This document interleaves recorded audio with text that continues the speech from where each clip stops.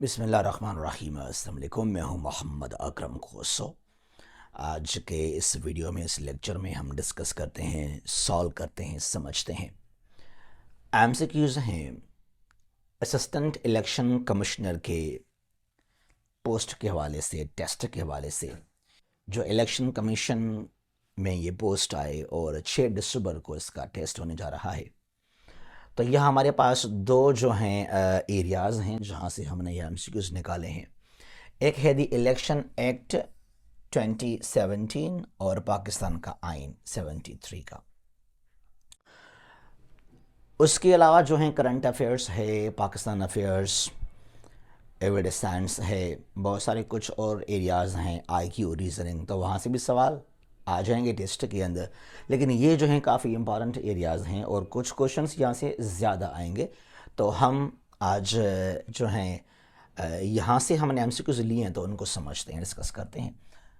जल्दी में आपको हम इन्फॉर्म करना चाहते हैं कि हम लेकर आए आप लोगों के लिए डेली करंट अफेयर्स का एक सेशन, एक प्रोग्राम जो 20 क्वेश्चंस हैं, चाहे नेशनल और इंटरनेशनल डेवलपमेंट्स के अफेयर्स के पीडीएफ और रिकॉर्डेड लेक्चर्स दोनों आपको प्रोवाइड किए जाएंगे। 1 दिसंबर 2025 से हमारे इस ऑफ़र का सेशन का आगाज़ हो रहा है।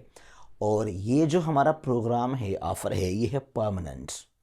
ये कई साल आगे चलता रहेगा, इसको हम ख़त्म नहीं करेंगे। इसका मंथली फ़ीस रखा हमने जस्ट 500 फीस सबमिट करेंगे तो आपको हम ग्रुप में ऐड कर लेंगे, जहां आपको जो हैं 20 क्वेश्चंस हैं। ख़ास तौर पे जितने भी वन पेपर एमसीक्यूज़ टेस्टें हैं इंटरव्यूज़ के लिए, इवन डिस्क्रिप्टिव के लिए भी काफ़ी आपको ये सपोर्ट कर सकता है। तो हर महीने का जो है फ़ीस है 500। तो इसी तरह जो है इसको आप आगे कंटिन्यू कर सकते हैं और फिर जब चाहें तो आप इसको लीव भी कर सकते हैं। इसको हम ख़त्म नहीं करेंगे। ये हमारा व्हाट्सअप नंबर है 0341 959 8899 फॉर रजिस्ट्रेशन। इसके अलावा जो हैं असिस्टेंट इलेक्शन कमिश्नर के हवाले से 7 मॉक टेस्टें हम जो हैं आपके लिए कंडक्ट कर रहे हैं। सिलेबस कौन से एरियाज़ हैं? द इलेक्शन एक्ट, पाकिस्तान का आइन, इस्लामियात, Pakistan affairs, current affairs, IQ, और यहाँ कुछ क्वेश्चंस हैं। और यहाँ जो हैं out of 100 questions MCQs 50 questions हम कहाँ से देंगे आपको? पाकिस्तान के आइन से और इलेक्शन एक्ट, क्योंकि ये काफ़ी इंपॉर्टेंट एरियाज हैं इसके लिए। और ये जो है 25 नवंबर से स्टार्ट कर रहे हैं, 5 दिसंबर तक ये 7 मॉक टेस्टें जो हैं कंडक्ट किए जाएंगे। इसका टोटल फीस है जस्ट 2500, 2500। और ये सेम हमारा व्हाट्सअप नंबर है फॉर रजिस्ट्रेशन 0341 959 8899। ठीक है जी। अच्छा, जो आज का हमारा पहला सवाल है, और ये वो क्वेश्चंस हैं जो आपको बाकी भी टेस्टों के अंदर सपोर्ट कर सकते हैं। वहां भी ये सवाल पहले भी आ चुके हैं। यहां से when was the election act 2017 enforced or when it became effective? 2 अक्टूबर 2017, 2 अक्टूबर 2017 को जो है इलेक्शन का एक्ट ये इन्फोर्स किया गया, ये इफेक्टिव हुआ, इसको इम्प्लीमेंट किया गया। How many chapters are there in the Election Act 2017? कितने यहाँ चैप्टर्स हैं? बी यानी कि 15, इसमें टोटल 15 चैप्टर्स हैं। How many sections are there in the Election Act 2017? यहाँ कितने सेक्शंस हैं? सी 241 सेक्शंस आर देयर। जिस तरह हमारे आइन के आर्टिकल्स हैं, 280 क्या हैं आर्टिकल्स हमारे आइन के अंदर। आर्टिकल का मतलब ये हमारे आइन का एक आर्टिकल, एक पॉइंट, ठीक है। और यहां जो है ये आर्टिकल्स के तरह ही हैं, लेकिन इनको हम कहते हैं sections. 241 sections are there in this election act. The Pakistan Election Act 2017 is officially known as, इसको फॉर्मली तौर पे किस तरह लिखा जाता है? यहाँ डिफरेंट जो हैं पैटर्न्स हैं, तरीक़ेकार हैं, लेकिन जो सही है वो है ए, इलेक्शन एक्ट 2017। इसको इस तरह जो है ऑफिशियली तौर पे लिखा जाएगा, और ये भी जो है लिखा हुआ है एक्ट के अंदर। What is the article according to the election act 2017? जब बात हो एक आर्टिकल की तो वो किसका है, किसके बारे में है? Article of the election act ये तो नहीं है, इसको हम कहते हैं सेक्शंस। ठीक है जी। बहरहाल article of the constitution of Pakistan, जो पाकिस्तान का आइन है, उसके जो आर्टिकल्स हैं 280 मैंने कहा तो नॉन एज आर्टिकल्स। जो बाकी जितने भी हम एक्ट लेकर आएंगे, चाहे वो आर्मी का एक्ट है, पाकिस्तान पिनल कोड है, जो बाकी भी हम लॉज बनाएंगे तो उनको आर्टिकल्स नहीं कहेंगे, पॉइंट्स कहेंगे, क्लासेस कहेंगे, सेक्शंस कहेंगे, कुछ इस तरह। Which article of the Constitution allows to form an association, union or political party? Pakistan के आइन के अंदर कौन सा वो आर्टिकल है जो परमिशन देता है कि आप कोई भी सियासी जमात, मजहबी शागिर्दों का कोई यूनियन है, कोई फोरम आप बना सकते हैं? ताजर हैं, बिजनेसमैन हैं, तो कोई भी आप एक एसोसिएशन, कोई भी यूनियन आप बना सकते हैं, but they should be pro Pakistan, they should not be against the sovereignty of Pakistan. ठीक है जी। तो यह है डी आर्टिकल 17। आर्टिकल 17 के मुताबिक जो है आप ये काम कर सकते हैं। Which of the following cannot be the chief election commissioner of Pakistan? यहां से कौन सा वो शख्स है जो कभी भी जो है चीफ इलेक्शन कमिश्नर नहीं बन सकता? Well, D advocates. Chief election commissioner बनने के लिए जज, फिर आगे और भी लिखा हुआ है कि कहां का जज, वो जज हो सुप्रीम कोर्ट का, वो कहां से हो, कुछ और भी लिखा हुआ है, लेकिन एक जज सुप्रीम कोर्ट का जो है सिविल सर्वेंट है। अब यहां इसके कुछ और भी कंडीशंस हैं, क्वालिफिकेशन क्या हो, सर्विसेज क्या हो, ग्रेड किस में हो, वो कुछ अलग भी लिखा हुआ है। ठीक है जी। और यह है टेक्नोक्रेट। तो ये तीनों जो हैं बन सकते हैं, कुछ और भी डिटेल्स हैं, कंडीशंस हैं, लेकिन दे कैन बिकम एडवोकेट नहीं। What is the retirement age of the chief election commissioner of Pakistan? किस उम्र में, किस एज में जो अपर एज लिमिट है वो क्या है? वो है यहां पे सी 68 ईयर्स रिटायरमेंट का हद। What is the term of the chief election commissioner of Pakistan? कितने साल के लिए? A 5 years। वेल, पहले 3 था हमारे आइन के अंदर, उसको फिर जो है अमेंड किया गया, मॉडिफाई किया गया। अब कितना? अभी ये 5 years से 5 साल है ये। Who appoints the chief election commissioner of Pakistan? कौन अपॉइंट करता है?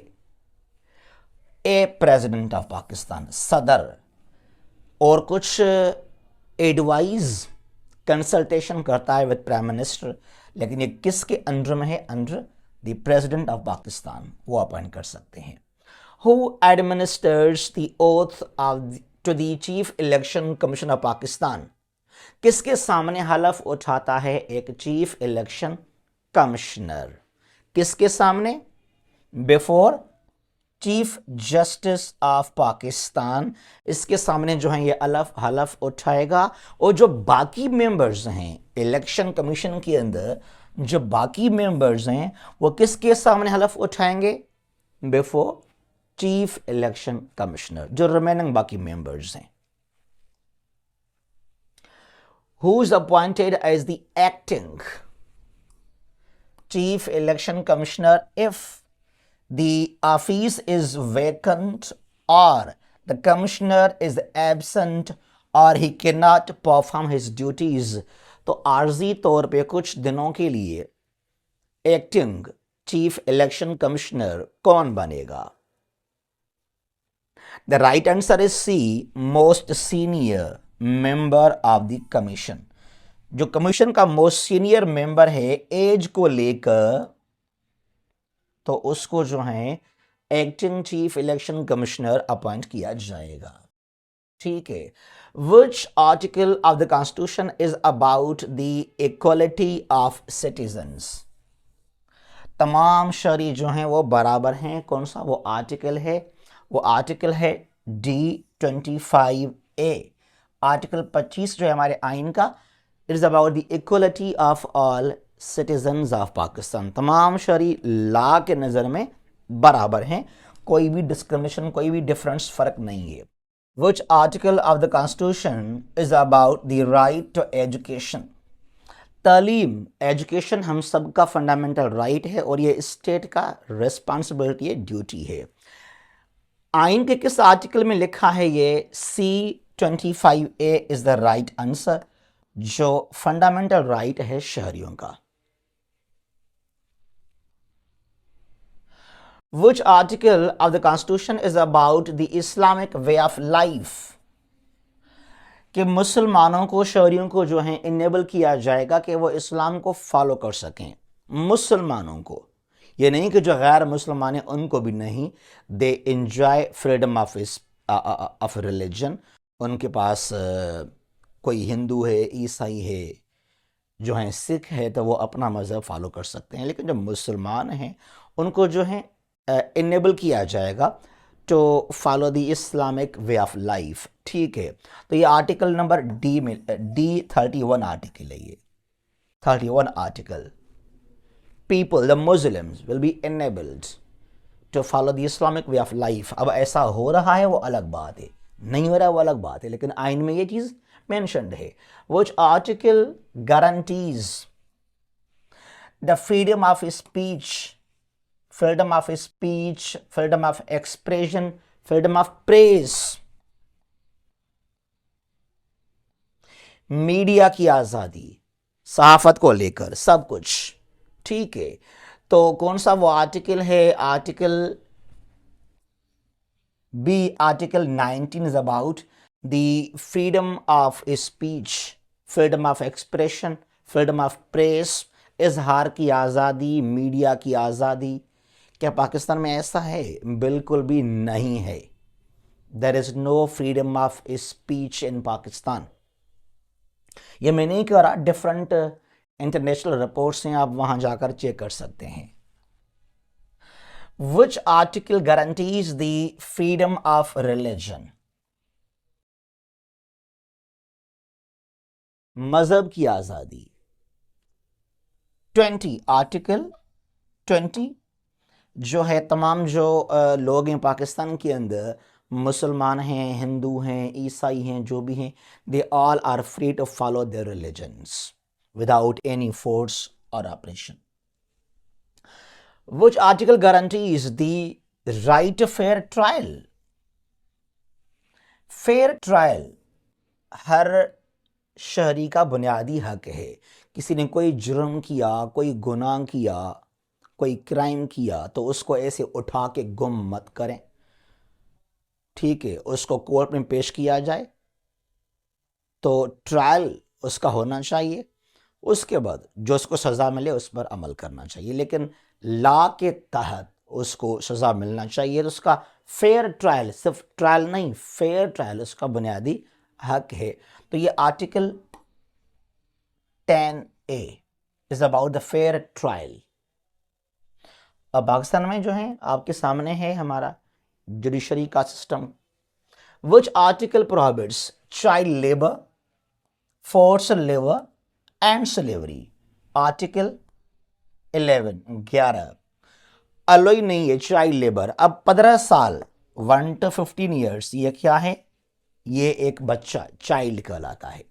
तो उसको फोर्स, मतलब वो चाहे वो पेरेंट्स क्यों ना हो, उसको जो है स्कूल से निकाल के ज़मीन पर, खेती बाड़ी, फैक्ट्री पर, गैरेज पर, कहीं पर भी इसको जो है वो जो चाइल्ड लेबर हम कहते हैं वो काम नहीं करेगा। दैट मीन्स कि वो स्कूल लाजमी जाएगा टू कंप्लीट मैट्रिकुलेशन एग्जाम। ठीक है जी। अच्छा, और यहाँ फोर्स लेबर, किसी भी इंसान को आप फोर्स नहीं करेंगे एक सरदार, एक नवाब वडेरा है, वो जो है किसी गरीब को फोर्स नहीं करेगा कि वो जो है वहाँ पे काम करे उसके पास। और ये स्लेवरी, गुलामी भी अलाउ नहीं है पाकिस्तान के अंदर। Which article guarantees dignity of man and privacy of home? Police है, रेंजर्स है, कोई भी है, एक शख्स को अरेस्ट कर रहे हैं, उसकी जो घर की चादर और चार दीवारी है उसको पामाल नहीं किया जाएगा, उसका रिस्पेक्ट किया जाएगा। और डिग्निटी ऑफ मैन, एक इंसान है, शख्स, उसकी इंसल्ट मत करें। हाँ, लॉ के तहत उसको अरेस्ट करें आप, उसकी इंसल्ट बिल्कुल भी नहीं। तो प्राइवेसी का ख्याल रखना चाहिए। ये कहाँ मेंशन है? आर्टिकल 14 के अंदर, 14 के अंदर। ठीक है जी।